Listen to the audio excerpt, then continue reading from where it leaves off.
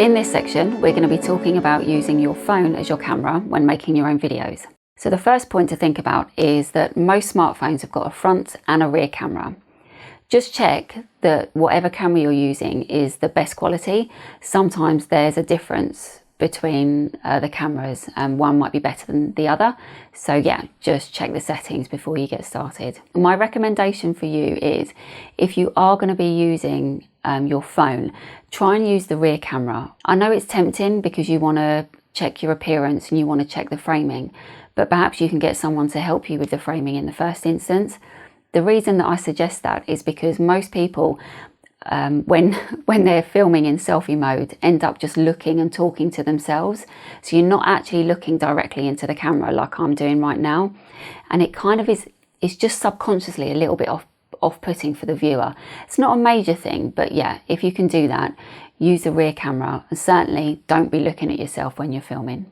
The second thing to be mindful for when you're using your camera phone is what orientation are you going to film in, whether to shoot in portrait or landscape. So that's whether landscape this way or portrait like this. So I think the thing to consider there is what platform you're going to be using.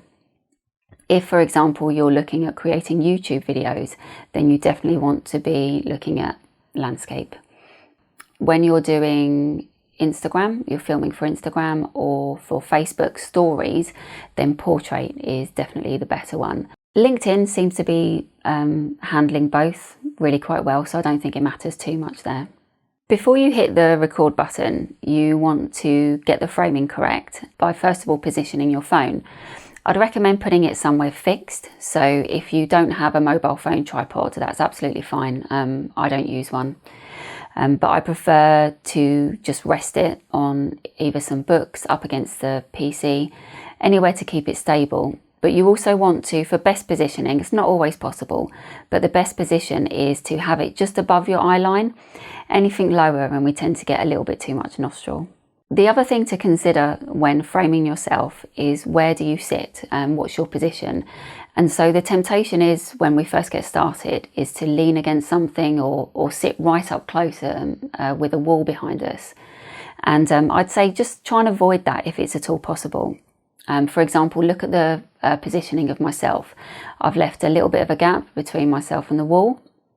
And the reason that I've done that is so that it creates a bit of depth. So it just looks nicer, but it also means I'm not casting my own shadow against the wall, which can be a little bit distracting. There's also room then to put a little bit of lighting if you want. So that's all for now. And next time I'll be coming back and talking to you about how to light your own videos.